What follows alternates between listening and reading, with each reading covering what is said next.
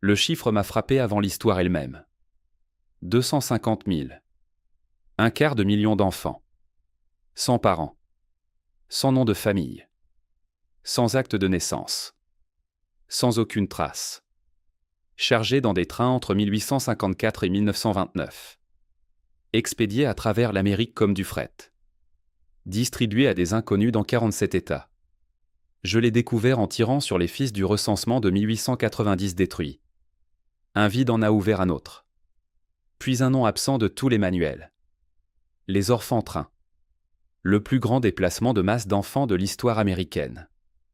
Un programme de 75 ans. Un quart de million d'êtres humains. Et la plupart des gens n'en ont jamais entendu parler. Cela seul devrait vous troubler. Mais ce qui m'a troublé davantage, c'est le calcul. L'histoire officielle se présente ainsi. Dans les années 1850, les villes de l'Est submergées par l'immigration. Familles entassées dans des immeubles insalubres. Parents morts de maladie, de pauvreté ou d'addiction. Enfants dans la rue. New York seul comptait entre 10 000 et 30 000 enfants sans abri en 1850. Soit 2 à 6% de toute la population de la ville. Un pasteur diplômé de Yale, Charles Loring Brass, les voyait dormir dans les ruelles. Former des gangs. Se faire arrêter dès 5 ans. Jeté en prison avec des adultes. Il décida d'agir. En 1853, il fonda la Children's Aid Society. Sa solution était simple. Sortir ses enfants de la ville. Les mettre dans des trains. Les envoyer vers des familles de fermiers du Midwest. Besoin de main-d'œuvre. Éducation morale. Le premier train quitta New York le 1er octobre 1854. 46 enfants vers Dowagiac, Michigan. À la fin de la semaine, tous placés. Le programme s'étendit. D'autres organisations rejoignirent. New York Foundling Hospital. American Female Guardian Society. Plus de 20 agences. Pendant 75 ans, les trains continuèrent. Pour être juste, beaucoup d'enfants trouvèrent des foyers aimants. 2 riders devinrent gouverneurs, Andrew Burke du Dakota du Nord. John Brady de l'Alaska. Une enquête de 1910 affirmait 87% de succès. Brass croyait sauver des vies. Dans bien des cas, il le fit probablement. Je ne le conteste pas. Ce que je conteste, c'est l'échelle. Ce que je conteste, c'est l'origine. Ce que je conteste, c'est le silence autour des parties qui ne collent pas. Commençons par les chiffres. Population de New York en 1850, environ 500 000. Prétendre 10 000 à 30 000 enfants sans parents. Cela fait 2 à 6% de toute la ville. Dans les années 1870, malgré orphelinat, charité, settlement houses et la Children's Aid Society qui travaillaient sans relâche, le nombre d'enfants des rues monta à 20 000 ou 30 000. Les programmes ne réduisaient rien. L'offre augmentait. Où étaient les parents? Registre d'immigration existe. Manifeste de navires existe. Ellis Island traitait les familles ensemble. Pas des dizaines de milliers de mineurs seuls. Si ces enfants étaient arrivés avec leur famille, quelque chose s'est passé après. Quelque chose de si massif. Si complet. Qu'il produisit un quart de million d'enfants dont les origines ne pouvaient être retracées sur cette décennie. Ajoutez le programme britannique Deon Children. 1869 à 1948.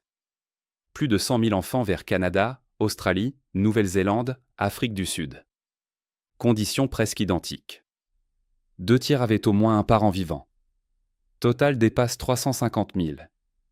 Même décennie. Même méthode. Même schéma d'enfants étiquetés orphelins. Origines introuvables. Dossier scellé. 2 programmes parallèles. 2 continents. Même résultat au même moment.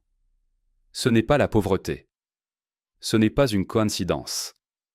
C'est un schéma. Et les schémas exigent une explication. Mais les explications manquent. Parce que les dossiers n'existent pas.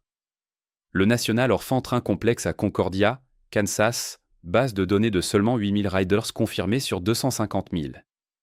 Environ 3%. Le New York Foundling Hospital, qui envoya 100 000 enfants, archive pratiquement inexistante pour les trains. Beaucoup d'organisations sans registre standardisé. Enfants pris directement dans la rue.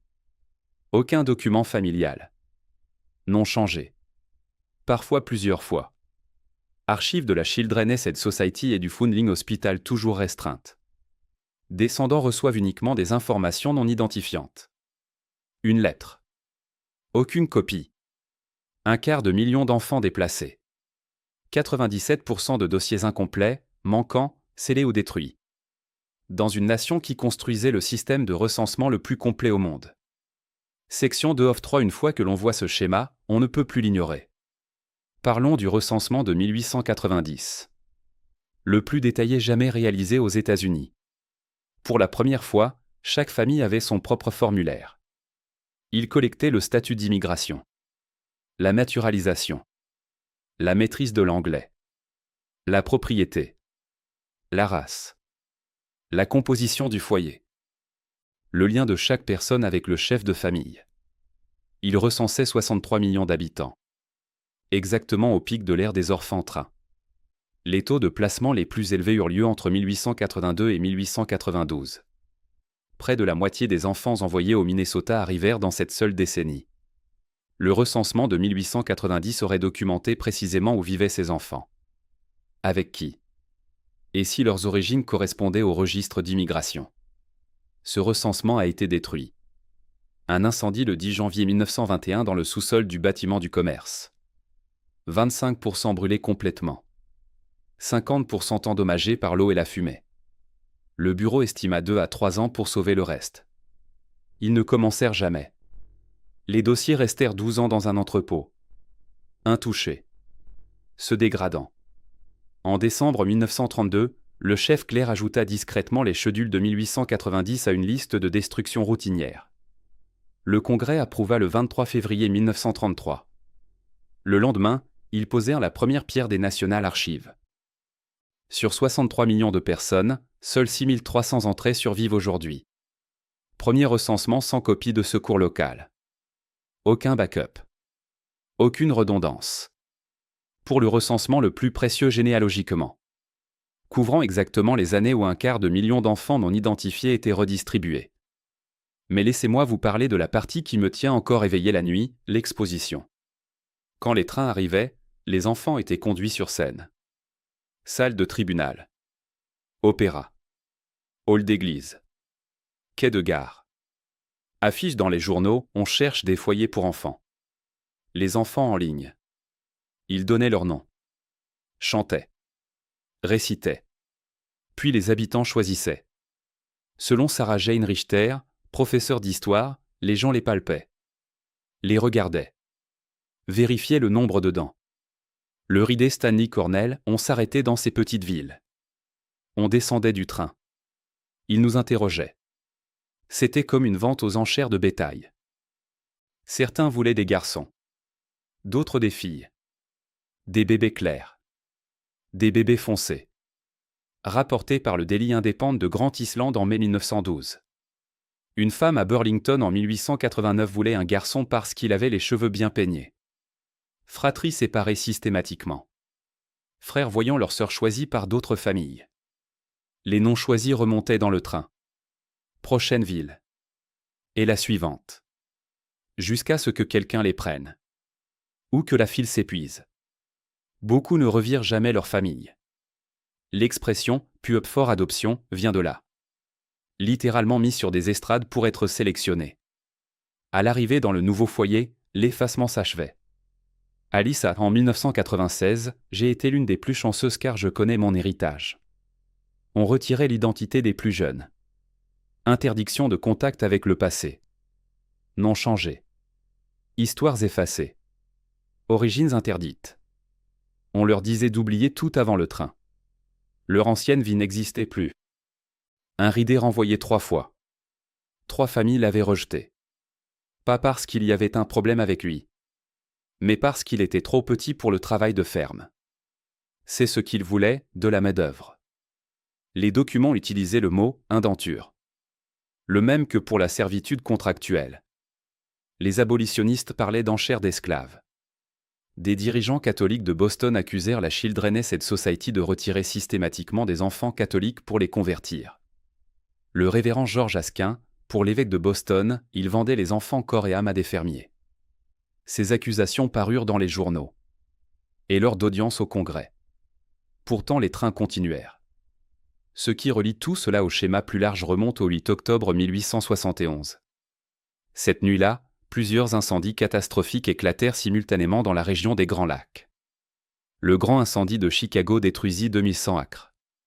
Rasa 17 400 bâtiments. Laissa 70 000 personnes sans abri. À 200 miles au nord, l'incendie de Peshtigo consuma 1,2 million d'acres. Fit entre 1500 et 2500 morts. Le pire incendie de forêt de l'histoire américaine. Au même moment, des feux ravagèrent Holland, Manistee, Port-Huron dans le Michigan. 37 zones distinctes. 3 États. Une seule nuit.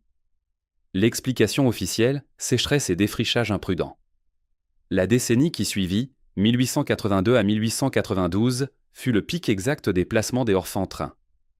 Les feux avaient créé un vide massif. Communautés entières disparues. Registres locaux brûlés. Actes de naissance. Titres de propriété. Registres d'église. Tous consumés. Et dans ce vide, des milliers d'enfants sans origine traçable inondèrent le système. Au même moment, quelque chose d'autre se passait dans les foires mondiales. Entre 1896 et 1943, des prématurés étaient exposés dans des incubateurs en verre. Attraction publique. Un homme nommé Martin Cooney Giréel, Infantorium, à Coney Island et dans les foires d'Omaha, Buffalo, Chicago, New York. Panneau, bébé en incubateur. 25 cents pour voir des rangées de minuscules nourrissons derrière la vitre. Cooney prétendait avoir traité plus de 6500 prématurés. Noms anonymes. Hôpitaux refusaient de les soigner. Les qualifiaient de faibles inaptes à survivre. Des expositions d'eugénisme tournaient dans les mêmes foires. D'où venaient ces milliers de prématurés anonymes? Qui étaient leurs parents? Pourquoi un approvisionnement incessant sur des décennies? Et pourquoi personne ne pose la question? Je reviens toujours aux enfants. Pas aux théories. Pas aux chronologies. Aux enfants. De vrais êtres humains qui montèrent dans ces trains sans savoir où ils allaient. Qui se tinrent sur des estrades pendant que des inconnus inspectaient leurs dents. Qui virent leur nom effacé et leur histoire scellée dans des archives fermées plus d'un siècle plus tard. On estime que 2 à 3 millions d'Américains vivant aujourd'hui descendent directement de ces riders. Et la plupart portent un vide dans leur arbre généalogique qui ne pourra jamais être comblé. Pas parce que l'information fut perdue par accident, mais parce qu'elle ne fut jamais enregistrée. Ou parce qu'elle fut enregistrée puis scellée. Ou parce que le seul recensement qui aurait pu tout capturer fut détruit et jamais restauré alors que c'était encore possible. J'ai passé des semaines à chercher un seul document définitif. Un rapport gouvernemental. Une étude complète. Un audit interne de l'une des 20 organisations. Quelque chose qui dirait « Voici le compte-rendu. Voici les origines. Voici la chaîne de custodie vérifiée pour 250 000 de vies humaines. » Cela n'existe pas. Les rapports annuels de la Children Aid Society parlent de succès généraux sans données vérifiables sur les origines. Les organisations ne communiquaient pas leurs statistiques. Beaucoup ne publiaient jamais leurs chiffres. Et au cours des 90 années qui suivirent le dernier train, les dossiers furent perdus, détruits ou scellés derrière des murs institutionnels qui restent fermés à ce jour. Peut-être que ce n'était que de la pauvreté. Peut-être que les vagues d'immigration produisirent vraiment 250 000 d'enfants sans parents sur 75 ans. Peut-être que les vides dans les archives ne sont qu'un manque de rigueur bureaucratique du XIXe siècle. Peut-être que les incendies simultanés, le recensement détruit, les archives scellées, les programmes parallèles en Grande-Bretagne, les bébés en incubateur dans les foires. Peut-être que tout cela n'est qu'une coïncidence empilée sur une coïncidence, empilée sur une coïncidence. Mais j'ai assez cherché pour savoir à quoi ressemble une coïncidence. Et je sais à quoi ressemble un schéma. 250 000 enfants sans origine vérifiable. Des dossiers manquants, scellés ou détruits à chaque tournant. Un recensement qui aurait capturé leur existence effacée de l'histoire. Une chronologie qui s'aligne avec une précision troublante sur la disparition de civilisations entières et la destruction systématique de villes par le feu. Un effacement d'identité si complet que même les descendants avec des tests ADN ne peuvent retracer leur lignée au-delà de l'estrade. Pas une coïncidence. Un schéma. Et quand on voit le schéma, la question n'est plus de savoir si quelque chose s'est passé. La question est « quoi » Qu'est-ce qui a généré 250 000 d'enfants sans parents à l'époque la plus documentée de l'histoire américaine? Qu'est-ce qui a exigé leur redistribution à travers tout un continent? Qu'est-ce qui est encore protégé par des archives scellées près de 70 ans après le départ du premier train? Les dossiers ne vous le diront pas. Les institutions ne vous le diront pas. Les livres d'histoire mentionnent à peine que cela s'est produit. Mais les descendants sont toujours là. 2 à 3 millions d'entre eux portent dans leur sang des questions auxquelles aucune autorité n'a jamais voulu répondre. Les enfants se souviennent, même si l'histoire prétend qu'ils n'ont jamais existé.